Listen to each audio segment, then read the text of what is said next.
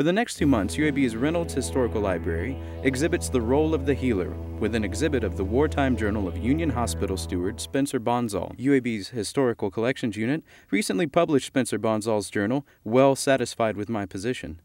Michael Flannery is Associate Director of Collections at UAB and the book's editor. This collection of letters gives a very detailed and intimate glimpse of a fairly well-educated, articulate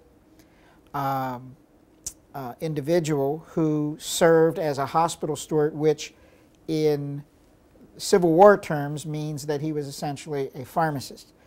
When we think of Civil War medicine, we typically think of surgeons lopping off arms and legs as fast as they can, because speed was of the essence as a surgeon, because you didn't want the patient to bleed to death. You had to tie those ligatures off and get them stabilized as quickly as possible. The single #1 problem in the Civil War was camp diseases.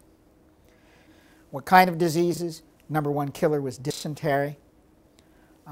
Behind that, an assortment of fevers, probably the most prevalent being malaria. Many men simply didn't survive amputations. They wound up getting something called hospital gangrene, which was an infection that eventually would get into the blood and kill them.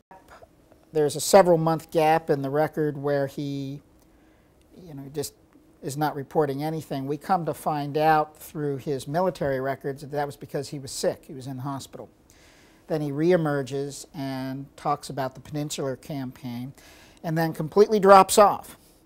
And we find out he completely drops off because he has his horse shot out from under him at Gettysburg. The exhibit runs through January at the Reynolds Historical Library.